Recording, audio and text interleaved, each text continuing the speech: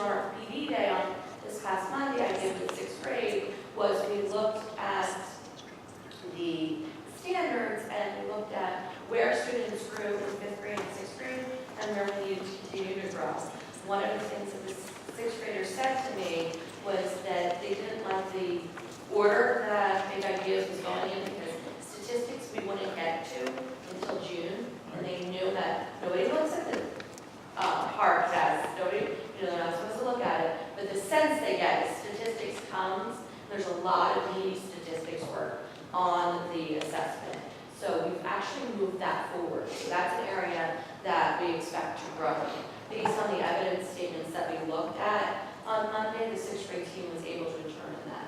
So Mr. Walsh, to your point, we are really, the teachers are digging into this data based on trends across the cohort in math, but also we've started looking at individual data that Lincoln gave to us this year. They created fingertip files which gives us information on the students' PARCC scores over the years, plus their Lincoln scores over the years. So on our PD day on Monday, grades 3 and 4 actually sat with their fingertip files for math. So it was the students' data at their fingertips. And they were able to start creating individualized, differentiated interventions for the students who didn't do as well on the PARCC or on Lincoln in previous years. Thanks. Can I ask a question? Did we know that River Edge was going to a new math program? We were told they were going to use parts of it, that they were going to start to experiment with parts of it, the same with Riverdale. Riverdale said they weren't completely abandoning connected math, they were starting to use Big Ideas. And what I would guess would happened was they started to use it, their teachers said, we like this better, and they fully went over to it without maybe articulating that clearly. So the children that we have, 6th grade, are going to go up to the middle school. And the River Edge students are going to have this program, this math program, more than a year before we have. It's only the 6th graders. Only our 6th graders. 6th grade, yeah, that's good. But only River Edge is also only using it in 6th grade. Yeah, so we've each had understand it. that. Exactly, I understand, but we've each are using it this year fully. Yeah. So maybe their teachers have a little more experience with it, but what we have that they don't have are 5 professional days. And in each of those professional days, we have Big Ideas. Professional development scheduled for the 6th grade. And we've also already done more training on Big Ideas than River Edge has done. Because I was able to bring the teachers in over the summer and pay them to receive training on the program. And then we also did professional development training on Monday on it. I would be concerned if we hadn't used it this year and we sent students to the middle school where the River Edge students had already seen the program and how it's laid out. And then in 7th grade, we're in a classroom sitting next to people using that program, and they would really be kind of fish out of water. I'm not concerned because we're all using it this year. So they're going to enter 7th grade, all having had 1 full year of Big Ideas. Whichever program we use, the curriculum is still the same. It's just a different resource we're using to teach it. So the concepts we're teaching are still the same. Right, because the standards So are. it's just a different program or resource we're using. So the kids will have the same knowledge going in either way. But to answer your question, no, we did not know where Rich was doing it.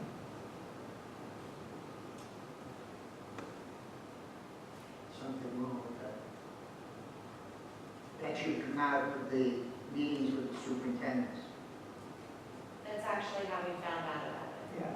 And that's why we very quickly, when Dr. Ansel and I went to a meeting with, and I believe it was at Dr. Ansel's request, we had a meeting with the superintendents from River Edge and Riverdale and the supervisors. And that's where it came out that they were really going to adopt and were using the program. And I believe, Dr. Ansel, that was in May you went to that meeting? Very late. And by July, we adopted Big Ideas and started rewriting curriculum because we felt it was so important. I mean, this is not the first time that River Edge has done this. They did it in world language, they did it, now they do it in math. And there's something wrong someplace. I think the important thing to remember is, even if we're using different resources, what does the 7th grade say? If the 7th grade is complaining that our students are behind, or there are less students testing into high math, then we have a big issue. No one's saying that the numbers qualifying into high math have not decreased. If we have 20% of the 6th grade not reaching expectations, I don't care if Oradell says something or not. But Those 20 kids are going to be behind. Hopefully, the 7th grade teachers get them up. I think it'll take more than a year to get up. I guess we have to see what, the fact Science is, jobs or what do you call it? The math is 34%. So those kids are behind as the first day walking into Riverbend. Well, we have to compare to see how Riverbend's scores came out also because we're mixing with them. So we have to say we could be ahead of them, we could be behind them a little, but generally we go around the same, I think. Okay. Can I jump in here, John, for 1 second? I understand what you're saying. You don't want to see anybody in the categories, the ones, the twos, or even the approaching. I agree with you, but I see, I don't get too upset because to me this is just a snapshot of a few days. And you have kids coming in with all different kinds of, I'm going to say issues. You have kids who have a lot of test anxiety, even though we try to do everything we can. We don't want them to be upset about it. But some kids do get very upset before tests. You have kids who are coming in as English language learners, and it takes time to get up to speed. Kids with learning disabilities, all different kinds, and they all get the same test. So, we also have students who, we always think that every student at Oradell Public School has been here since kindergarten. What about the 6 new students who we only had 1 year to impact? right. In a group of 100, which last year had 98 students, there were 6 new students. I don't recollect where those students fall in the gradients, but you haven't had as much time to impact their learning. Right. And so maybe a student might get a 3, and that's not thrilling, but if it was a 2 last year, it's still pretty good, So I think we have to see it, the individual student, and some kids have major disabilities, and they're just going to do the best that they can. So, I will also sit tight for this because, I want to be the best in Bergen County on too. But it's one slice of all the things that are happening here.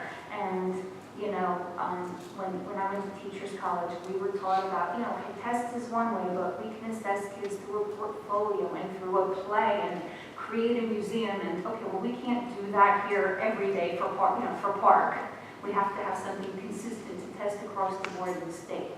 So let's sit tight and just understand that these are numbers, but there are really kids behind them. So I'm okay with it for now. If it was one of my children, Yes. I feel a little bit different than if a child came home and he did well. Hey, that's great. But if this was one of my children, and I all of a sudden they went to Riverdale, and I found out that your son is a little behind here, a little behind here. Yeah, I actually had it, and not from my particular, but when one of my kids went to Riverdale, and there were 2 things. It wasn't a big deal, but it was noticeable. I forget the details now because it was a few years ago, where River Edge did something in science that we didn't do, and there was something else in English that we didn't do, and they caught up.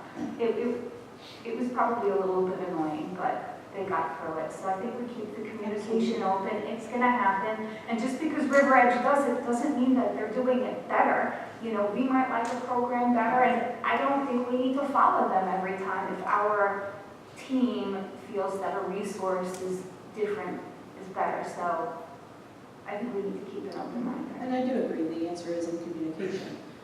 The truth is, I had a parent come and tell me that several years ago that we sent students to Riverdale without being able to cite text correctly. Well, River Edge's library is very different than our library, and they were doing it in their library, and our librarian hadn't done it. Well, we fixed it, and now it happens. So as long as that communication is there, so we're aware, because we're not at Riverdale with them, then if there is a gap somewhere, we can address it.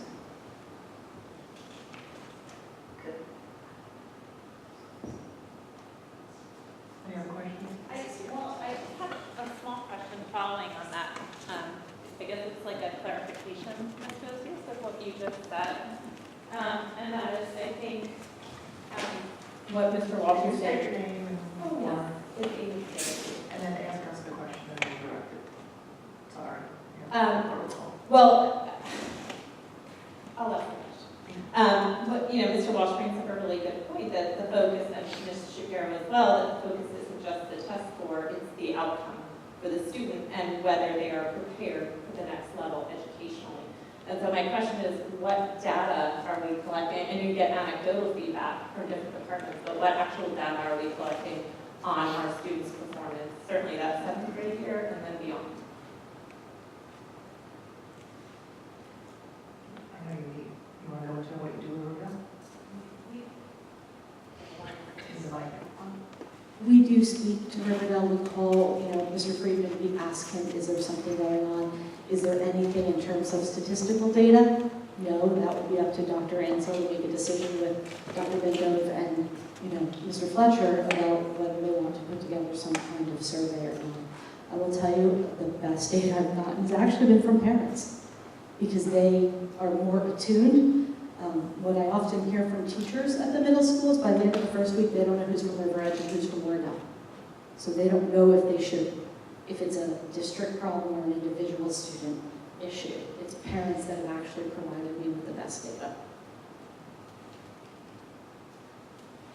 Any questions? Thank you. That was excellent. Anything else, Dr. Ansel, in your report? Ms. Jones?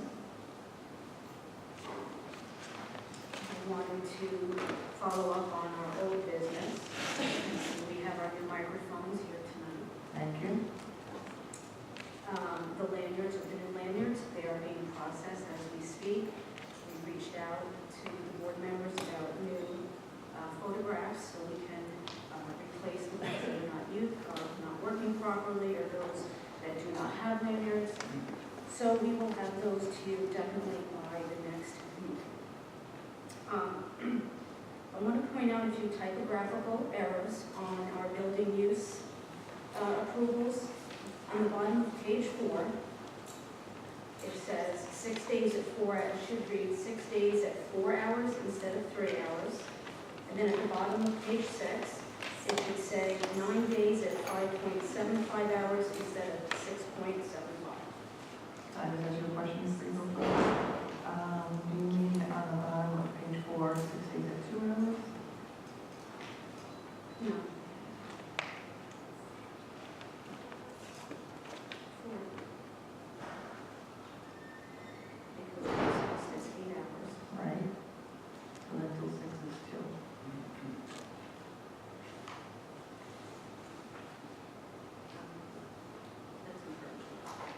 Yes. Okay, so 2. What page? So page 4. Bottom of page 4 should say 6 days at 2 hours instead of 3. And then at the That's on the bottom, OT column, Mr. Walsh. The third column, the second column on the right at the bottom. Okay. And then the next page, page 5, the very bottom, those last two, 5.7 hours, not 6.75.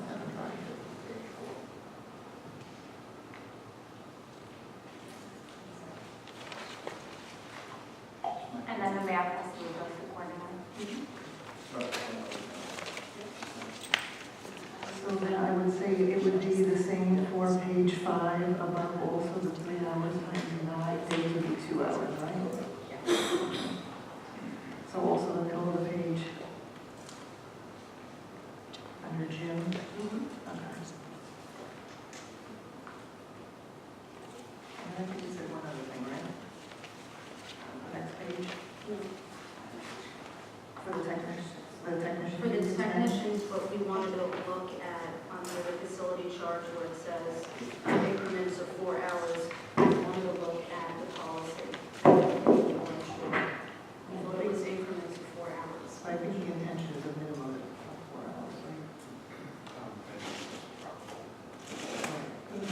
5 hours, not in charge of 8. We're going to do, I think we should change it to 10 to match the custodian.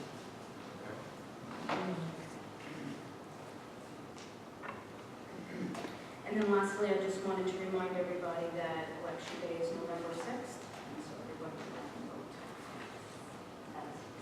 Thank you. Moving to minutes, review of September 25th. Any questions or comments, please email Michelle. And we have approval of minutes for September 13th. Do I have a motion? I move that we approve July 25th and August 8th. No. I think you're on the wrong. I think you're looking at minutes.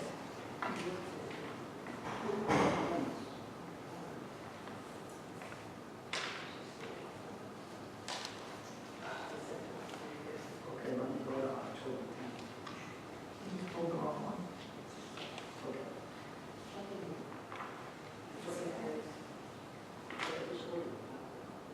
Okay. I can't. What's it do?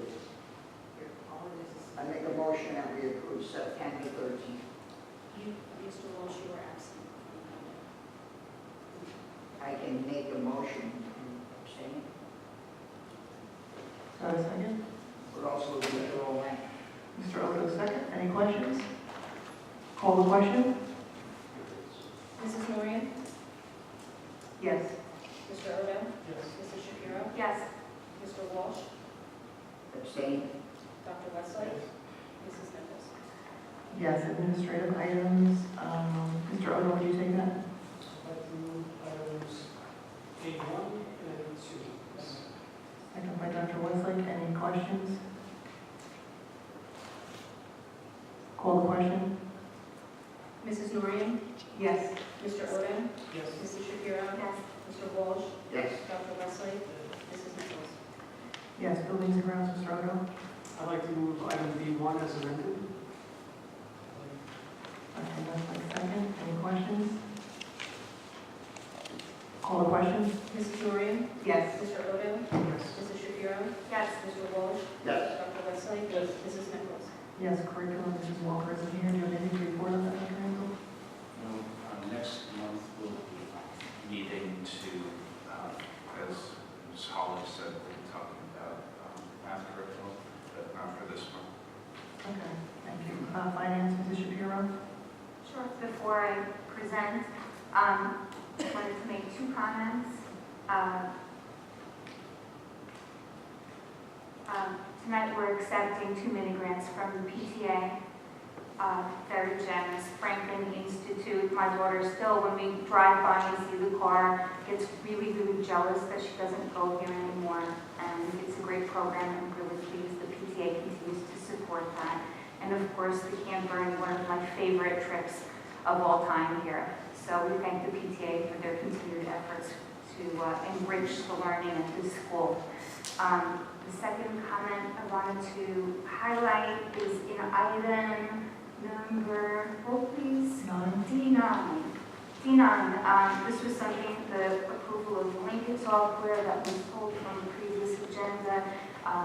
They tried to increase the price on us quite a bit, and Mrs. Shoney went back to them. We took out something that wasn't needed, beat them up a little bit, and she saved us $3,000, so we appreciate that. We look at it. It was a just met with the administrators and they Thank you, agreed. PT2.